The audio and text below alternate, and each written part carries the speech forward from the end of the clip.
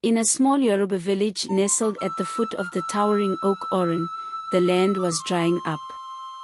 The once vibrant fields of yam and maize had turned to dust, and the rivers that once teemed with fish were now barren beds of cracked earth.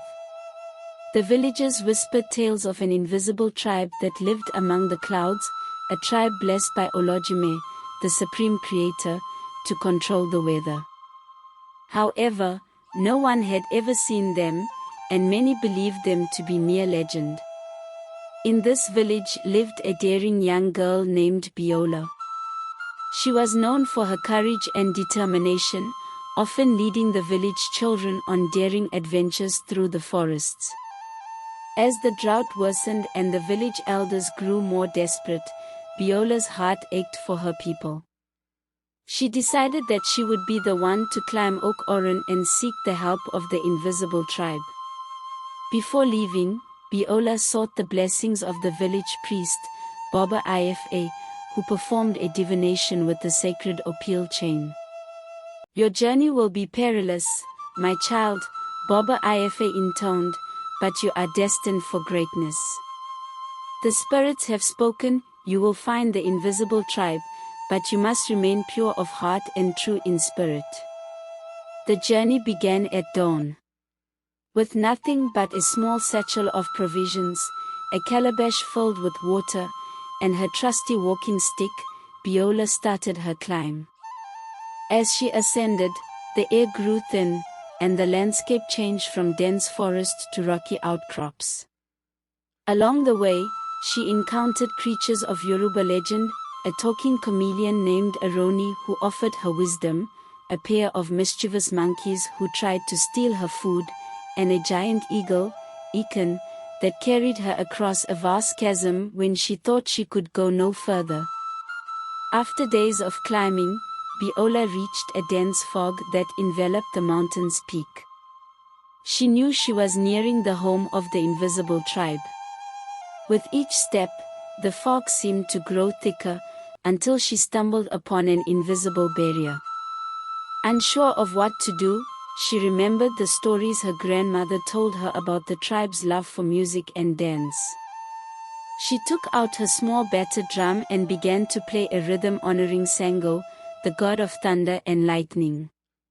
As the rhythmic beats echoed through the fog, the barrier shimmered and then disappeared, revealing a pathway lined with shimmering, translucent stones. She followed the path until she arrived at a majestic city made entirely of clouds.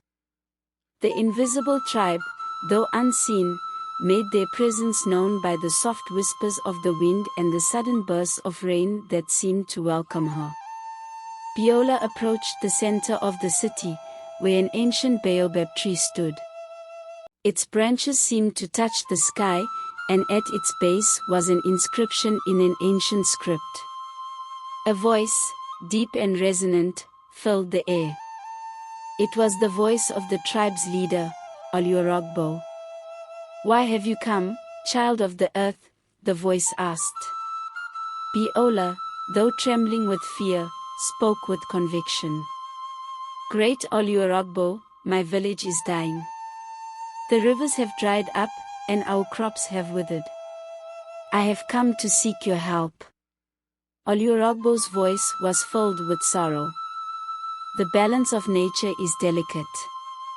Your people have not always respected it. Why should we help you now?"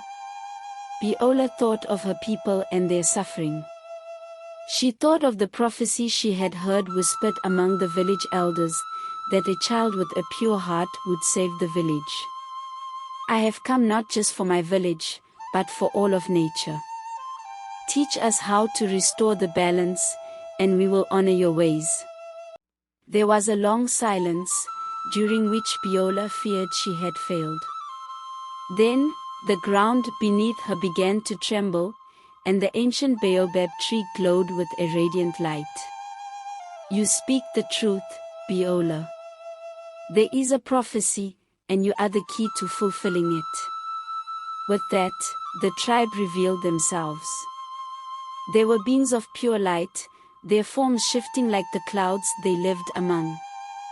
They taught Biola the ancient ways of nature, how to read the stars with wisdom from Oranmila, how to speak to the animals with the voice of Asu, and most importantly, how to call forth the rain with the blessings of Sango. Armed with this knowledge, Biola returned to her village.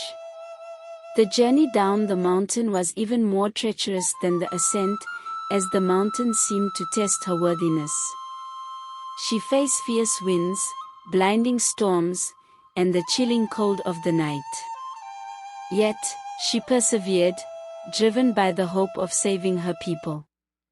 When she finally reached her village, the people were overjoyed to see her. She gathered them in the dry riverbed and began the ritual taught to her by the invisible tribe. She danced and sang, her voice rising with the wind, her feet moving in a rhythm that seemed to echo through the earth itself. The elders joined her, reciting ancient chants to Sango and Oranmila. The sky darkened, and thunder rumbled in the distance. The villagers watched in awe as clouds gathered above them. With a final, powerful beat of her battered drum, the heavens opened, and rain poured down. The villagers rejoiced, dancing in the life-giving rain. From that day forward, Biola became a legend. She taught her people the ways of the invisible tribe, and they learned to live in harmony with nature, guided by the wisdom of the Orishas.